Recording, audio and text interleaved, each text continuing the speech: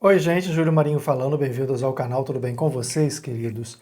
Bom, vocês sabem que de vez em quando eu gosto de fazer uns vídeos falando sobre fatos históricos. E hoje eu vou trazer um fato que aconteceu lá nos Estados Unidos, na verdade uma campanha, e que na verdade reflete um pouco até hoje. Bom, os Estados Unidos da década de 50 viu o surgimento das campanhas anticomunismo e anti-gays. A primeira chamada Red Scare, focado em caçar comunistas, né, que eu não vou me aprofundar, e o Lavender Scare, focado em caçar homossexuais. A gente vai focar nessa.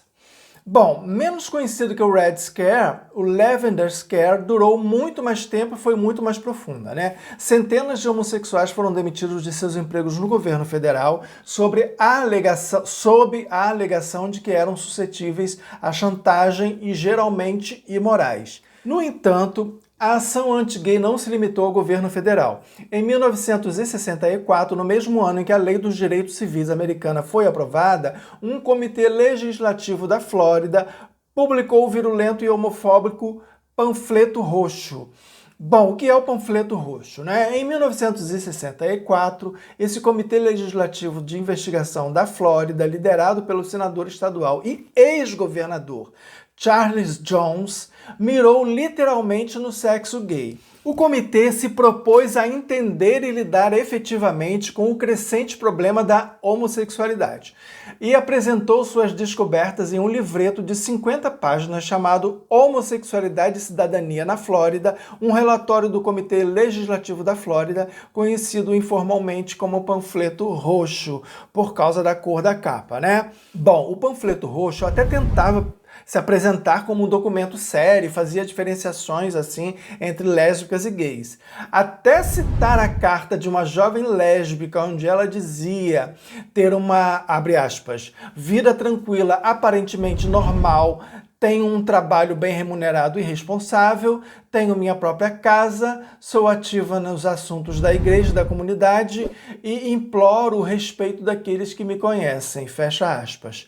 Bom, entretanto, apesar de reconhecer a aceitabilidade e respeitabilidade de lésbicas, o Comitê Jones foi rápido em condenar a maioria de nós, especialmente homens gays, que o comitê acreditava representar o outro lado da moeda homossexual. Por isso, éramos considerados uma ameaça, e cujas organizações e publicações, como a One Magazine e The Medicine Review, foram descritas como propaganda.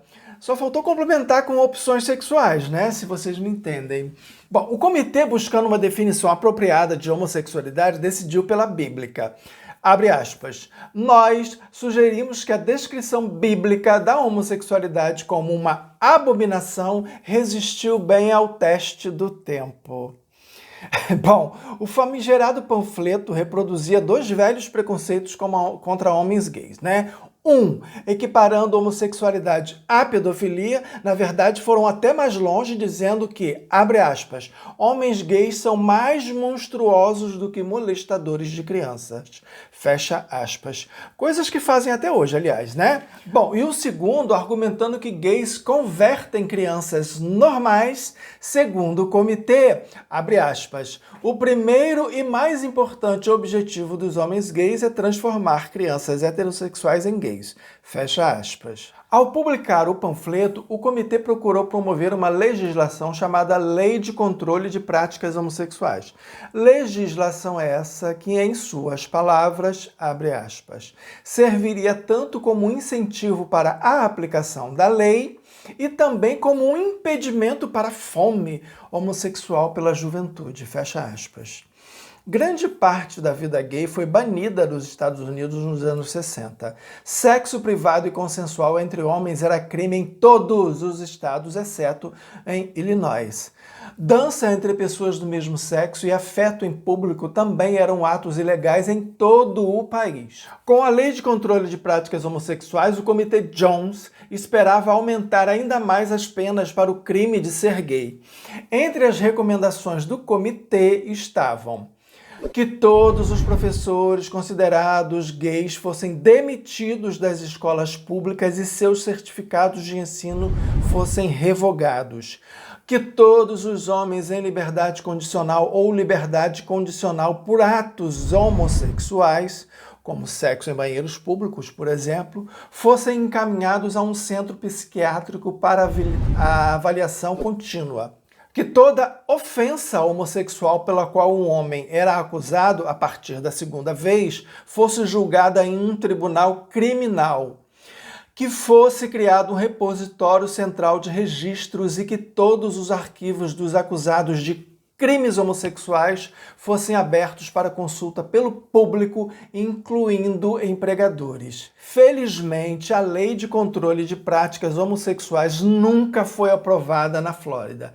Se tivesse sido promulgada, a vida gay teria caído sobre as mais severas vigilâncias estaduais já praticadas contra um único grupo de cidadãos nos Estados Unidos. No entanto, embora o ato nunca tenha se tornado lei, atos individuais como sodomia e dança entre pessoas do mesmo sexo permaneceram ilegais no estado por muitos anos.